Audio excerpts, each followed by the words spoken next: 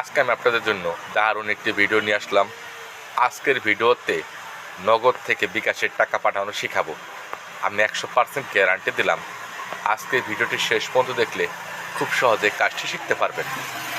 শুরুতেই আপনারা আপনাদের মোবাইলে প্লে স্টোর থেকে নগদ অ্যাপ্লিকেশনটি আপডেট করবেন।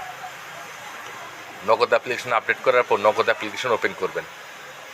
ওপেন করার পর আপনাদের সামনে নগদ অ্যাপ্লিকেশন এরকমভাবে চালু হবে। এখন আপনারা আপনাদের নগদের পিনটি দিয়ে দেবেন। পিনটি দেওয়ার সাথে সাথে এরকম অপশন চালু হবে। এখানে send money, cash out, mobile recharge, add money, transfer money লেখা আছে। এই ট্রান্সফার মানিতে ক্লিক করবেন। ট্রান্সফার মানিতে ক্লিক করার পর এখানে অনেকগুলো অপশন চালু হবে।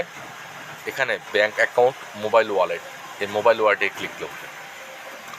মোবাইল ওয়ালেটে ক্লিক করার পর এখন আপনাদের মোবাইলে যতগুলো নাম্বার আছে সব শো করবে। যে নাম্বারে টাকা পাঠাতে চান সে নাম্বারটা এ জায়গায় দিয়ে দিবেন। নাম্বারটা বসানোর পর এরকম অপশন চালু হবে। এখানে লেখা আছে ওয়ালেট যাচাই করুন, এখানে ক্লিক করবেন।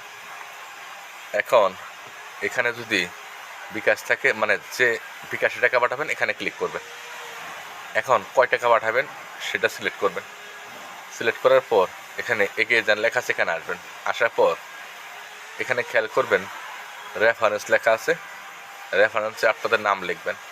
নাম লেখার পর এখানে পিন আছে, এই পিনের মধ্যে পিন দিয়ে পরবর্তীতে ক্লিক করার সাথে সাথেই দেখাচ্ছি, পরবর্তীতে ক্লিক করার সাথে সাথেই